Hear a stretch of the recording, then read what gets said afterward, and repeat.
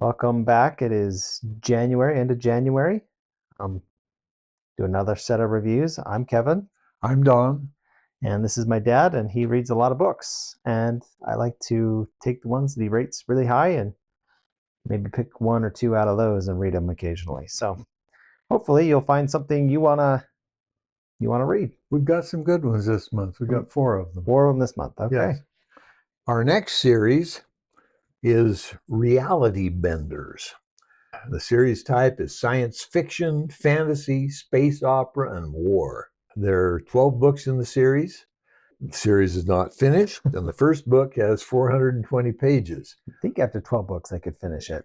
I started reading this series quite a while ago and left it for a while, and then just saw the next book advertised, and so went back and bought the next book and read it. Enjoyed it enough, I thought, okay, we'll review this series. At long last, an extraterrestrial civilization has reached out to Earth and made the first contact. And a pop-up window comes up on most of the various popular websites and stays there. No one can put it back down. It just stays there. And then a red furry bipedal alien comes onto the screen and gives this announcement. People of Earth, by right of first discovery, the civilization of Shiharsa declares its authority and jurisdiction over your planet. We will provide one tongue of safety for your world. But the fate of humanity depends exclusively on what you do with that time. You have now made sufficient progress as a species and may take part in the great game, the game that bends reality. So come play and earn the right to take your place among the great spacefaring races. No one on Earth took the communique seriously. They just kind of ignored it. In a similar vein, very few people appreciated just how little time a tong was. It took them a while to figure that out. The objective of the game that they are supposed to play is unclear. No one can figure out where the servers are located for this game, but if they make the pods the way that is described in the information that they are given, suddenly they find themselves in a game where they can die over and over again and get sent back to their pod.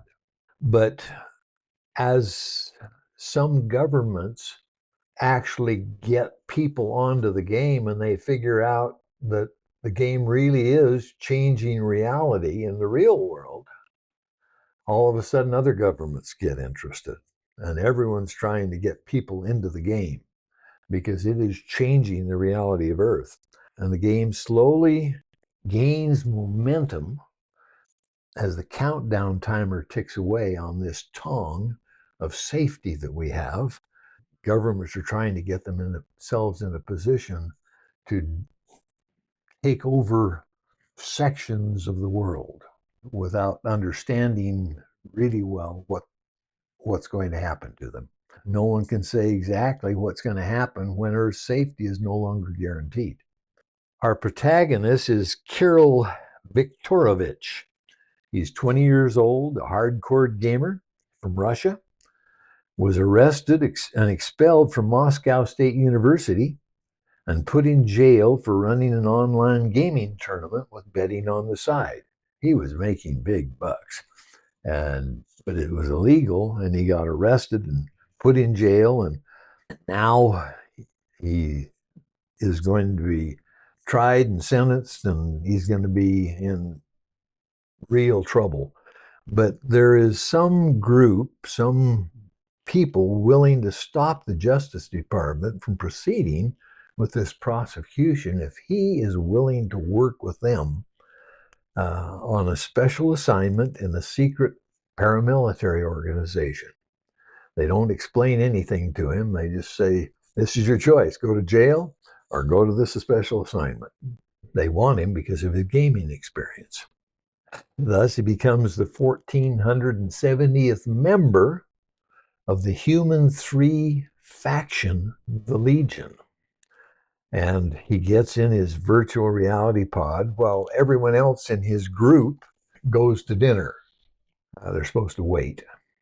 But he gets in the pod, gets in the game, goes through initiation without any explanation on just what initiation is and how they're supposed to pass it, and then earns the ire of his leaders because of this, and then continues to earn their ire because he's just not a conventional person. He doesn't go down the route someone says, you go this way, he'll go that way. The problem comes in that he is so good at this gaming that he suddenly becomes someone that's very important to Earth, our safety and our survival. The book is fast moving. He continues to come up with innovative solutions that propel him into the forefront of the game.